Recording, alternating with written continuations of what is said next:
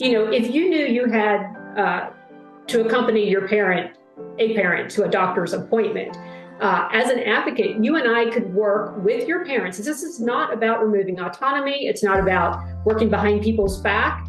It's about transparency and having a cohesive plan and strategy. Maybe you go in to take notes. Maybe you're there to help prompt questions. We work out a strategy of what are the top 3 things we need to know. What are we hoping to learn after this appointment? And something that frequently is completely overlooked is in this case, it's your parent going, what are their values? What are their goals? What do they want to achieve? And I want to say for any other healthcare worker that might be listening to this, we need advocates too. We're in the middle of the eye of the storm when we are on that end. And so you may miss things. You may be emotional. There's a lot of different aspects to this. And so finding that buddy or that guide that can help you navigate those moments in life is invaluable, in my opinion. Welcome, everyone, to the Patient Advocacy Initiative podcast. I'm your host, Dr. Asha Pai Bohannon. I am absolutely passionate about helping patients become their own healthcare advocates. So I am especially excited to introduce you to this expert guest today. My guest is a pharmacist turned patient advocate. She uses all of her vast knowledge and life experiences within the healthcare world, as well as her life experiences, to empower her clients to help them navigate the complexities of the medical system. She helps her clients manage their healthcare decisions with confidence and self-reliance. She's outraged by the Band-Aid healthcare approach, over seeking the root illness of what's going on. Mm-hmm. And she simplifies the wellness journey, reducing overwhelm and confusion created by the next great fix. I always like to bring in a fun fact about our guests, so I do want to share this. I thought this was great because we talk a lot about navigation, but hers is that she actually hit a rock the very first time she took a boat out after passing her classes, but yet still today, she is a very avid sailor. And I think that's so great to introduce our guest, which is Dr. Andrea Leschak, the CEO of Wayfinder Advantage. So welcome, Andrea. Thank you for being here. It's such an honor to have you. Thank you so much, Dr. Asha. I tell you, when I look back at my career and my experiences as I shifted and expanded into patient advocacy, that rock story in some ways just captures what it was like, right? I just passed my class. I was shiny and new, and yet ran right into a rock 1 hour later, and had to overcome all the challenges that came about from an obstacle that, I should have known, in hindsight that was there. And everything that I learned and how I've been able to weave that into everything moving forward.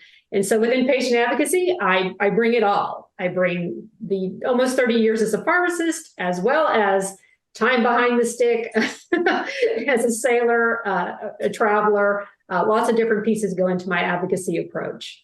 I love all of that. So everything that you said, I want to pull out lots of different things, but the fact that you have this sailing background and this navigation approach is so important. And I think there are so many different versions of what patient advocacy means. So I call myself the patient advocate, Patient Advocacy Initiative podcast, all of these things. And I do consider myself a patient advocate, but I love how your approach to this is different from mine. And so I would love for you to take just a minute to explain to our guests, what is your definition of patient advocacy? Right. And you bring up a very good point, because it is one of the reasons I love talking with you about this. We're both pharmacists. We both view ourselves as patient advocates. However, within the patient advocacy space, there is a nuance in that patient advocacy is its own thing. It's a defined space. And broadly speaking, it is decision support in healthcare navigation. I also add in, depending on where a person is, my approach to patient advocacy, I happen to be a pharmacist, so I am bringing those experiences in.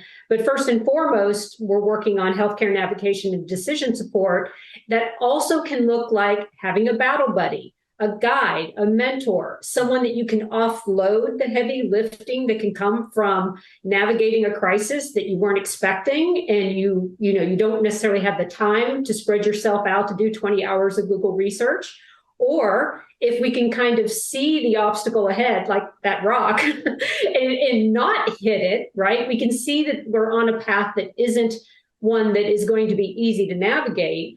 Can we do more of a coaching approach so that we can work through almost a DIY model of advocacy where you do have some time, you do have some skills and resources, and I can help you weave through that so that the navigation is easier. I love that. I love the phrase battle buddy. Mm-hmm. Battle buddy, because we feel like we're in a war sometimes, and whether it's a tug of war. And so I'm going to use that to kind of segue into the next topic, which is this tug of war. Mm-hmm. And I am in the thick of this right now, and it's called the sandwich generation. Mm-hmm. It's this. So I mean, I am the first to say I need a battle buddy, because the sandwich generation is something really tough that a lot of people are navigating and aren't really quite understanding what that means. So if you can explain to us what the sandwich generation is and how you approach that in being their battle buddy. Right. We hear the term thrown around, frequently. And again, broadly speaking, the sandwich generation would be, you in the middle with aging parents and younger children.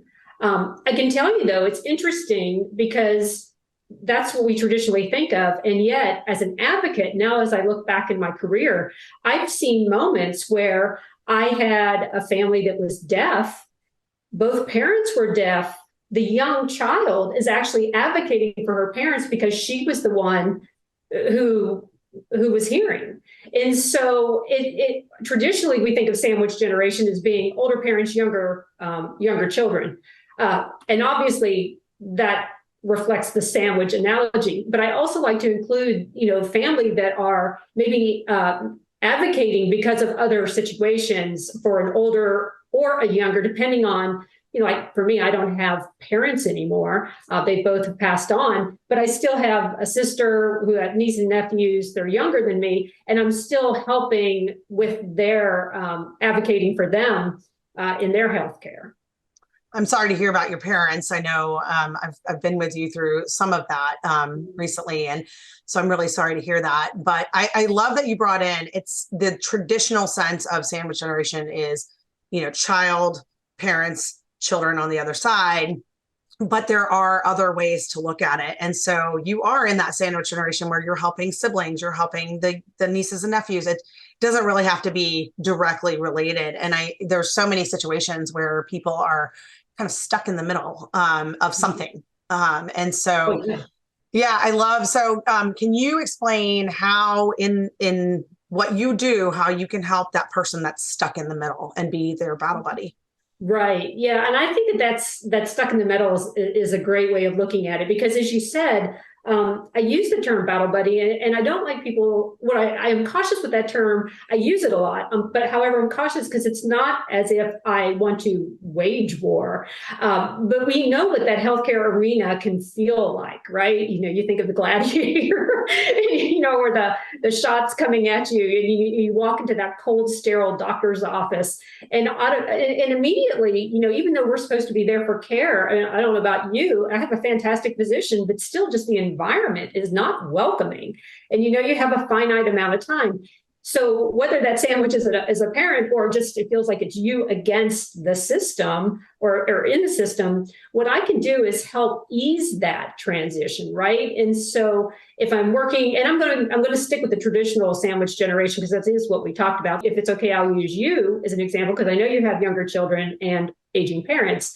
If you knew you had to accompany a parent to a doctor's appointment. As an advocate, you and I could work with your parents. This is not about removing autonomy. It's not about working behind people's back. It's about transparency and having a cohesive plan and strategy. Maybe you go in to take notes. Maybe you're there to help prompt questions, depending on an individual. And I don't like to generalize that, older people don't like to ask questions because some are incredibly intuitive and inquisitive. And yet, we know how hard that is when somebody starts talking at you. You're trying to remember what the doctors say, take the notes, ask the question, ask a new question based on the information. And so together, in my role, and this would be more of the DIY approach, because you're going to the appointment, I'm not. We work out a strategy of what are the top 3 things we need to know. What are we hoping to learn after this appointment? And something that frequently is completely overlooked is what is, in this case, it's your parent going, what are their values? What are their goals? What do they want to achieve? And I know that as my parents got older, and particularly when my dad had dementia and before he passed, I'm trying to think of everything to save him, because I want him with me. I didn't want him to pass away. And I don't think he did either per se, but there was a point where he was tired. And so our perspective on that, it shifted. And there was a point where he was like, enough, I'm done. And then as a child, I had to step back and as a clinician and go, it's his life. And so these are the kind of conversations we have before you go. And then while you're in there, you, in this case, because you're acting as the advocate supporting your parent, the notes you're taking the notes, you're prepared with follow-up questions because we would have brainstormed that before you went in. And then when you come out, we can do kind of an after action report. How'd it go? Did we get the information we need? Do we need to do any follow-up? Is there something that's missing? Sometimes doctors don't want to hear the patient's insight, wisdom, and value. And so do we need to find a new doctor? And granted, that could be an extreme, but I talked to somebody just the other day who had a horrific story. And basically it was like, that doctors shouldn't laugh at you when you say, this is what I want. I love everything you just said. It resonates. So I want to say that it's interesting because you use me as an example, and I am a pharmacist. I'm in the healthcare world. And I want to say for any other healthcare worker that might be listening to this, we need advocates too. And so even though we may have a lot of the information, we are in the storm when we are in that situation ourselves. And I can tell you, I've used Andrea's knowledge and wisdom, and I'm sure she did the same thing, but we can use guides as well because we're in the middle of the eye of the storm when we are on that end. And so you may miss things, you may be emotional. There's a lot of different aspects to this. And so finding that buddy or that guide that can help you navigate those moments in life is invaluable, in my opinion. And so I appreciate everything that you do, Dr. Andrea.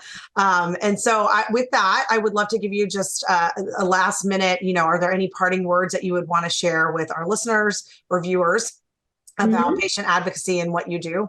Yeah, and you brought it up at this end, so I'll kind of close on that. Who advocates for the advocate?